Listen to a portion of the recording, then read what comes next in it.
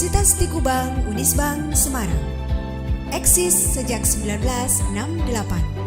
Semua program studi terakreditasi. Daftar dan registrasi online di website pmb.unisbank.ac.id. Unisbank hebat. Assalamualaikum warahmatullahi wabarakatuh. Perkenalkan, saya Ainaya Al-Fatihah dengan NIM 1805520179. Tujuan saya membuat video kali ini adalah untuk memenuhi tugas ujian tengah semester mata kuliah Audit Bank yang diampu oleh Bapak Arif Himawan Dwi Nugroho, SE, AK, CA, CPA. Nah, pada kesempatan kali ini saya akan memaparkan materi mengenai SKAI atau Satuan Kerja Audit Intern dan Manajemen Resiko. Apa sih SKAI dan Manajemen Resiko itu? Kita menuju slide selanjutnya yuk. Pada pemaparan materi kali ini saya akan menyampaikan beberapa pokok pembahasan. Yang pertama adalah permasalahan bank, yang kedua adalah peran dan fungsi SKAI, yang ketiga adalah definisi manajemen resiko, yang keempat adalah jenis resiko, yang kelima ruang lingkup manajemen resiko, dan yang terakhir adalah sistem pengendalian. Nah, sebelum kita menuju ke pokok pembahasan, kita harus tahu dulu apa itu SKAI atau Satuan Kerja Audit Intern Bank. Jadi, Satuan Kerja Audit Intern Bank atau SKAI merupakan bagian dari struktur pengendalian intern dan merupakan segala bentuk kegiatan yang berhubungan dengan audit dan pelaporan audit mengenai terselenggaranya struktur pengendalian secara terkoordinasi dalam setiap tingkatan manajemen bank. Transparansi dan kejelasan sangat penting dalam pengelolaan bank, sehingga kebijakan audit intern yang berkaitan dengan wewenang dan tingkat independensinya perlu dinyatakan dalam sebuah dokumen tertulis dari Direktur Utama Bank dengan persetujuan Dewan Audit yang disebut atau dikenal dengan Internal Audit Charter. Secara periodik, Internal Audit Charter ini perlu dinilai kecukupannya oleh Direktur Utama dan Dewan Audit. Kenapa? Hal ini agar pelaksanaan audit intern senantiasa berada pada tingkat yang optimal. Nah, Internal Audit Charter ini merupakan landasan kerja bagi Satuan Kerja Audit Intern atau SKAI. Hal ini merupakan hal baru bagi dunia perbankan di Indonesia. Hal ini juga akan memberikan dasar yang kokoh untuk semua pihak untuk melaksanakan tugasnya atas dasar fungsi masing-masing secara jelas. Jadi pembagian fungsi masing-masing bagian itu sudah jelas. Untuk selanjutnya adalah mengenai permasalahan bank. Industri perbankan di Indonesia saat ini sedang berkembang pesat dan menghadapi beberapa masalah-masalah interbank seperti likuiditas, kelebihan batas kredit macet bermasalah, dan sebagainya, serta masalah ekstern bank seperti perubahan peraturan pemerintah, krisis kepercayaan masyarakat, dan globalisasi. Kesemua ini perlu dihadapi dengan strategi yang tepat. Oleh karena itu diperlukan perangkat pengendali intern yang bertujuan untuk lebih menyehatkan kondisi dunia perbankan itu sendiri dan tentunya memberikan kontribusi pada perkembangan perekonomian nasional. Nah, sekarang saya akan menyampaikan beberapa masalah yang saat ini masih menjadi persoalan bank-bank di Indonesia. Saya akan menyebutkan beberapa saja. Yang pertama adalah dunia perbankan merupakan industri yang sangat dinamis. Hal ini tercermin dari pesatnya perkembangan berbagai produk dan jasa bank dalam waktu relatif singkat dalam hal pelayanan. Selain itu, sifat operasi dunia perbankan adalah global exposure. Sebagai lembaga perantara di bidang jasa keuangan, walaupun bank beroperasi lokal, namun mempunyai kaitan transaksi keuangan langsung ke pasar internasional. Sehingga dalam hubungan ini bank sangat rentan terhadap keadaan ekonomi moneter di dalam dan di luar negeri. Oleh karena itu, bank-bank di Indonesia dituntut agar tidak ketinggalan dalam mengantisipasi perkembangan produk dan pelayanan serta mengantisipasi sifat dari global exposure ini. Nah, untuk yang kedua adalah persaingan antar bank yang menajam yang mengakibatkan pada persaingan dalam merebut nasabah, baik nasabah dana maupun debitur yang baik-baik.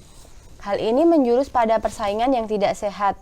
Kenapa? Hal ini sudah tampak jelas. Misalnya seperti dari tidak terefleksi dengan benar tingkat suku bunga di counter bank dengan yang sebenarnya diberikan oleh bank yang bersangkutan kepada nasabahnya. Misalnya nih, suatu hal yang biasa bila tingkat bunga deposito itu bisa ditawar. Bahkan walaupun sifat deposito berjangka terkait oleh waktu atau pencairan dengan mudah bisa dilakukan bila si nasabah membutuhkannya.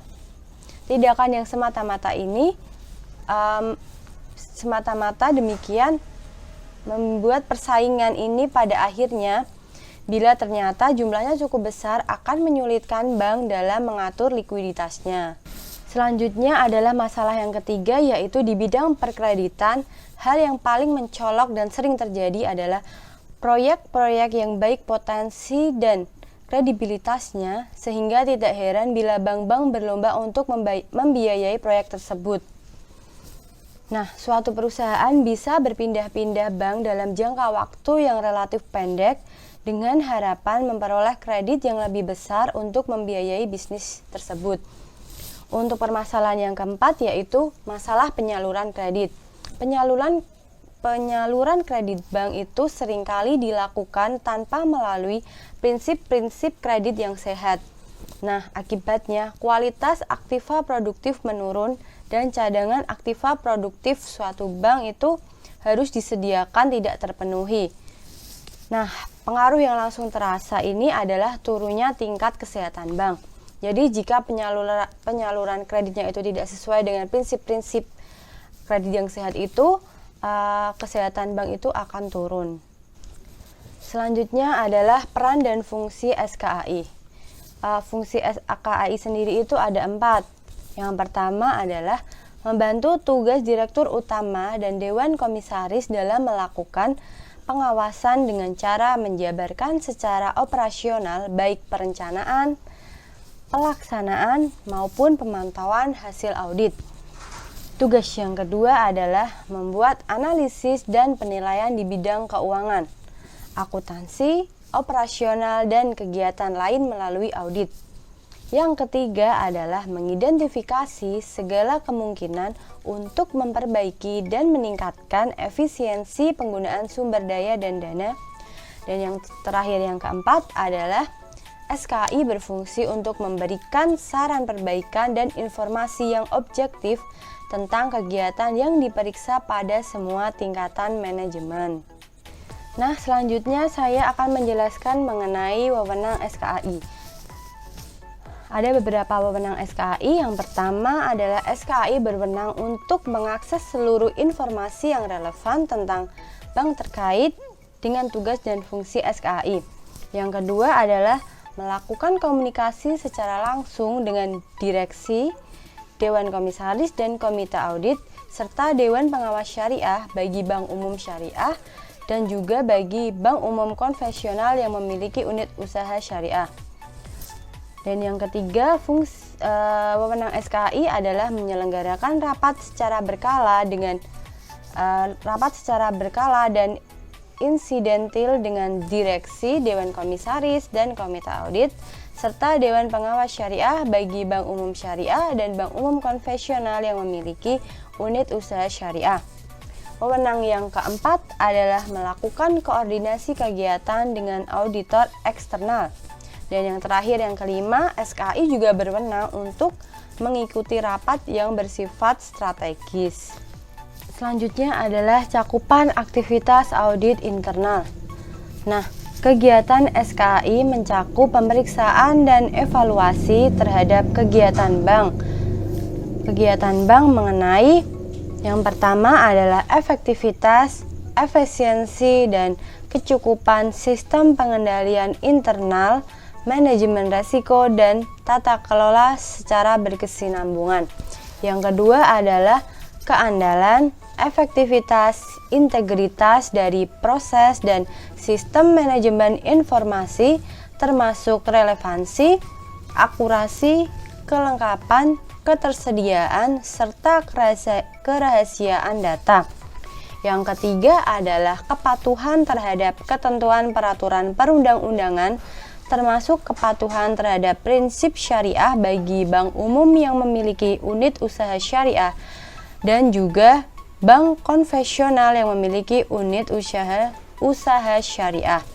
Yang keempat adalah kualitas kinerja organisasi. Nah, itu adalah cakupan aktivitas audit internal yang dilakukan oleh SKAI. Nah, selanjutnya saya akan membahas mengenai tanggung jawab dalam pelaksanaan fungsi audit internal. Tanggung jawab yang pertama adalah tanggung jawab direksi. Di sini direksi bertanggung jawab untuk yang pertama, direksi bertanggung jawab untuk mengembangkan kerangka pengendalian internal untuk mengidentifikasi, untuk mengukur, untuk memantau dan mengendalikan semua resiko yang dihadapi oleh bank. Yang kedua adalah direksi juga bertanggung jawab memastikan SKAI itu memperoleh informasi terkait perkembangan yang terjadi, inisiatif, proyek, produk, dan perubahan operasional serta resiko yang telah diidentifikasi dan diantisipasi. Yang ketiga adalah memastikan telah dilakukan tindakan perbaikan yang tepat dalam waktu yang cepat terhadap semua temuan dan rekomendasi dari SKAI. Yang terakhir itu bertanggung jawab untuk memastikan kepala SKAI memiliki sumber daya serta anggaran yang diperlukan untuk menjalankan tugas dan fungsi sesuai dengan rencana audit tahunan. Tanggung jawab yang kedua adalah pelaksanaan fungsi audit internal. Dewan Komisaris itu bertanggung jawab untuk memastikan direksi menyusun dan memelihara sistem pengendalian internal yang memadai, efektif, dan juga efisien. Yang kedua adalah mengkaji efektivitas dan efisiensi sistem pengendalian internal berdasarkan informasi yang diperoleh dari SKAI paling sedikit sekali dalam 1 tahun. Yang ketiga adalah Dewan Komisaris bertanggung jawab untuk menunjuk pengendali mutu independen dari pihak eksternal untuk melakukan kaji ulang terhadap kinerja SKAI dengan mempertimbangkan rekomendasi dari komite audit. Selanjutnya adalah komite audit. Komite audit dalam pelaksanaan fungsi audit internal, komite audit bertanggung jawab untuk memantau dan mengkaji efektivitas pelaksanaan audit internal bank. Kemudian juga bertanggung jawab untuk mengevaluasi kinerja SKAI. Selanjutnya memastikan SKAI melakukan komunikasi dengan direksi, Dewan Komisaris, Dewan Pengawas Syariah bagi Bank Umum Syariah, dan Bank Umum Konvensional yang memiliki unit usaha syariah. Kemudian itu juga terhadap auditor eksternal dan otoritas jasa keuangan. Selanjutnya, komite audit juga bertanggung jawab memastikan SKAI bekerja secara independen. Kemudian juga bertanggung jawab memberikan rekomendasi kepada Dewan Komisaris terkait penyusunan rencana audit, ruang lingkup, dan anggaran SKAI. Selanjutnya, komite audit juga bertanggung jawab untuk meninjau laporan audit dan memastikan direksi mengambil tindakan perbaikan yang diperlukan secara cepat untuk mengatasi kelemahan pengendalian, untuk mengatasi fraud atau kecurangan, kemudian untuk mengatasi masalah kepatuhan terhadap kebijakan, undang-undang, dan peraturan, atau untuk mengatasi masalah lain yang diidentifikasi dan dilaporkan oleh SKAI. Nah, komite audit juga bertanggung jawab untuk memberikan rekomendasi kepada Dewan Komisaris terkait dengan pemberian remunerasi tahunan SKAI secara keseluruhan, serta penghargaan kinerja. Nah, untuk tanggung jawab yang terakhir adalah Komite Audit bertanggung jawab memastikan SKAI menjunjung tinggi integritas dalam pelaksanaan tugasnya. Nah, selanjutnya saya akan membahas mengenai manajemen risiko bank. Apa itu manajemen risiko bank? Langsung menuju slide selanjutnya. Jadi, sebelum kita mengetahui manajemen risiko itu apa, kita harus tahu risiko terlebih dahulu. Risiko adalah potensi kerugian akibat terjadinya suatu peristiwa tertentu. Sedangkan manajemen risiko adalah serangkaian metodologi dan prosedur yang digunakan untuk mengidentifikasi, untuk mengukur, untuk memantau, dan untuk mengendalikan risiko yang timbul dari seluruh kegiatan usaha bank. Selanjutnya adalah jenis-jenis risiko. Jenis-jenis risiko itu ada 8 ya.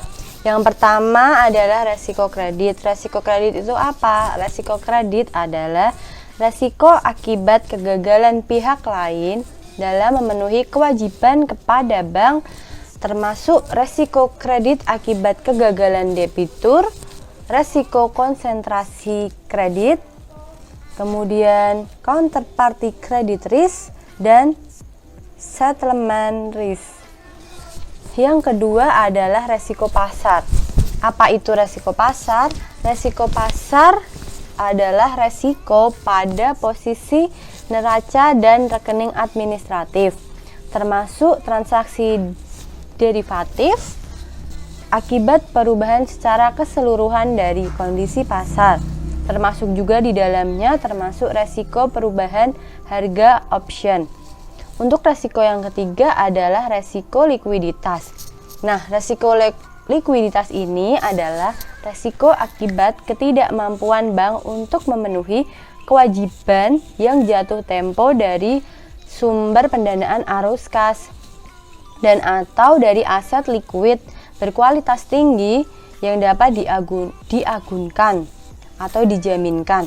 Nah, tanpa mengganggu aktivitas dan kondisi keuangan bank. Selanjutnya yang keempat itu adalah resiko operasional. Resiko operasional adalah resiko akibat ketidakcukupan dan atau tidak berfungsinya proses internal, kesalahan manusia, kegagalan sistem, dan atau adanya kejadian-kejadian eksternal yang mempengaruhi operasional bank. Resiko yang kelima adalah resiko kepatuhan. Apa itu resiko kepatuhan?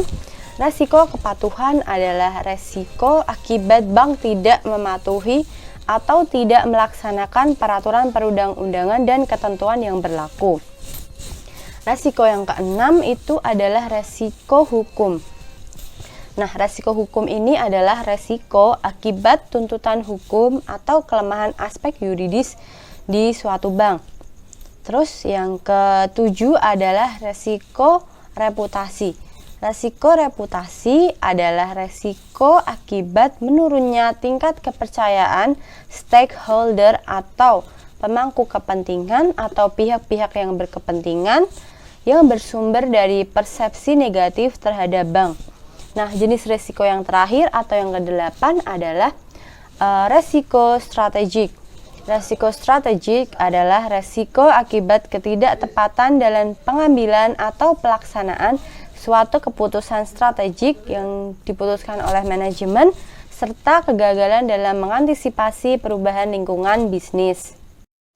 Nah, untuk selanjutnya adalah mengenai ruang lingkup manajemen risiko. Setiap bank wajib menerapkan manajemen risiko secara efektif, baik untuk bank secara individu maupun untuk bank secara konsolidasi dengan perusahaan anak. Nah, penerapan manajemen risiko juga wajib disesuaikan dengan tujuan, kebijakan usaha, ukuran, dan kompleksitas usaha serta kemampuan bank. Selanjutnya adalah penerapan manajemen risiko. Penerapan manajemen risiko itu paling sedikit mencakup yang pertama, mencakup pengawasan aktif direksi dan dewan komisaris. Yang kedua, kecukupan kebijakan dan prosedur manajemen risiko serta penetapan limit risiko. Yang ketiga, kecukupan proses identifikasi, pengukuran, pemantauan, dan pengendalian risiko serta sistem informasi manajemen risiko. Yang keempat itu mencakup sistem pengendalian internal yang menyeluruh. Selanjutnya adalah kebijakan manajemen risiko. Kebijakan manajemen risiko itu memuat penetapan risiko yang terkait dengan produk dan transaksi perbankan.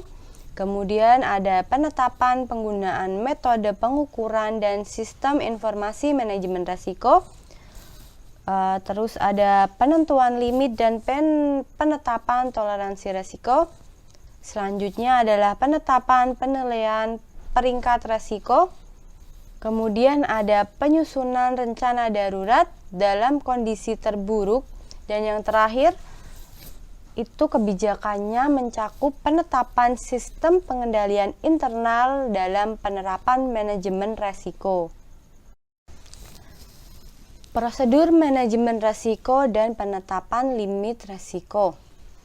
Nah, prosedur ini itu disesuaikan dengan tingkat risiko yang akan diambil atau risk appetite terhadap risiko bank.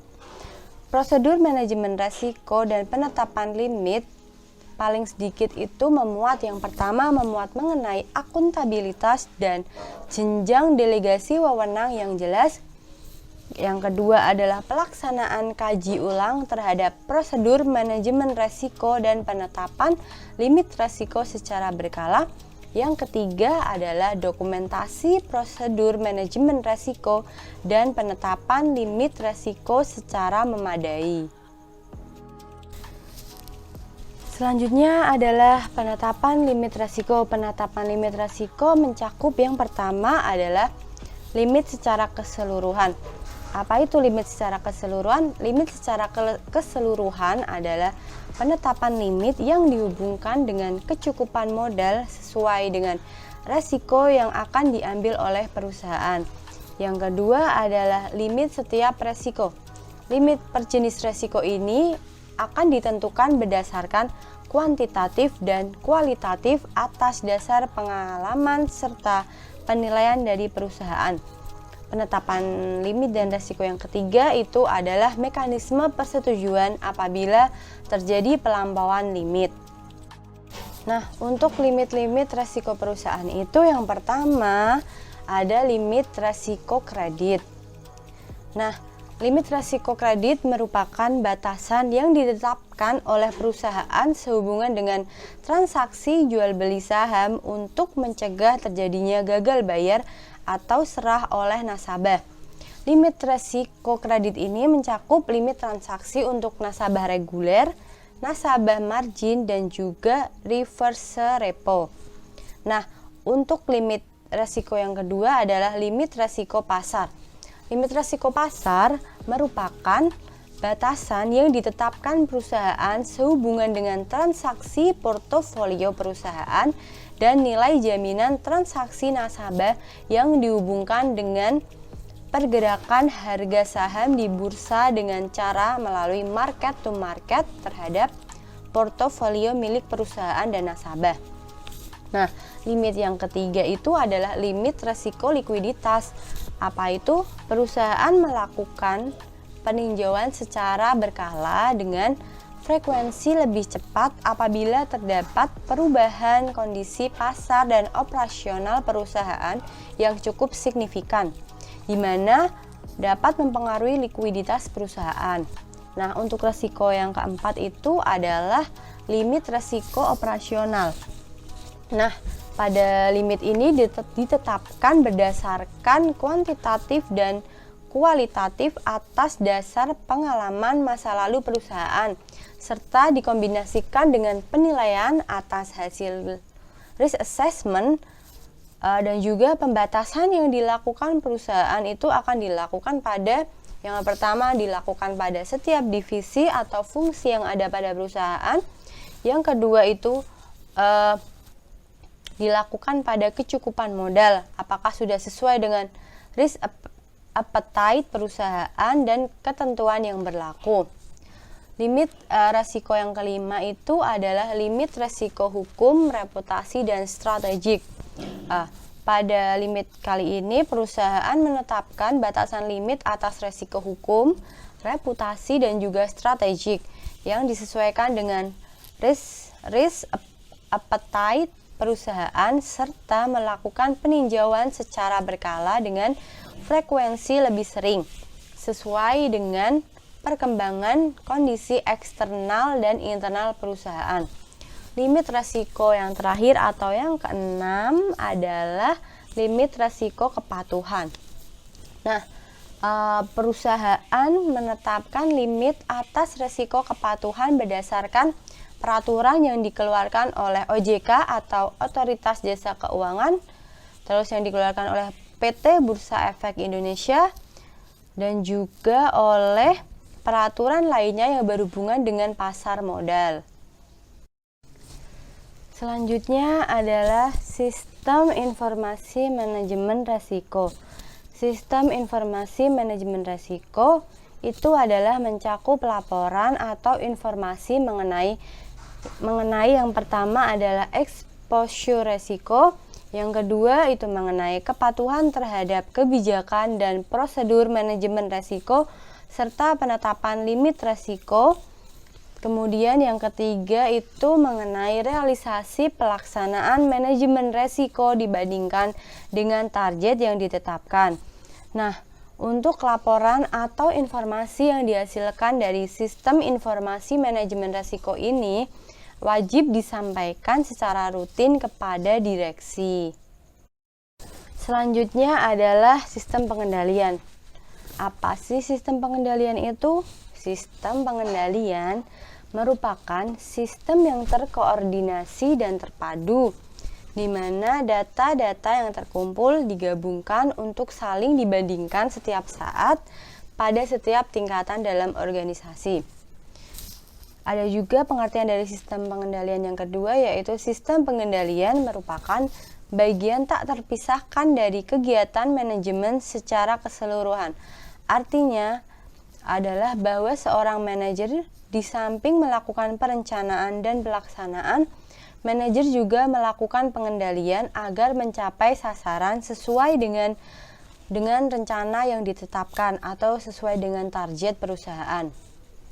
Nah, bank sendiri itu wajib melaksanakan sistem pengendalian internal secara efektif terhadap pelaksanaan kegiatan usaha dan operasional pada seluruh jenjang organisasi bank. Nah, untuk pelaksanaan sistem pengendalian internal ini akan mampu secara tepat waktu mendeteksi kelemahan dan penyimpangan yang terjadi. Nah, untuk sistem pengendalian sendiri itu, sistem pengendalian itu wajib untuk memastikan yang pertama, memastikan apa? Memastikan kepatuhan terhadap peraturan dan perundang-undangan serta kebijakan atau ketentuan internal bank. Yang kedua, itu wajib memastikan tersedianya informasi keuangan dan manajemen yang lengkap, akurat, tepat guna, dan tepat waktu. Yang ketiga adalah efektivitas dan efisiensi dalam kegiatan operasional. Dan yang keempat adalah efektivitas budaya risiko atau risk culture pada organisasi bank secara menyeluruh.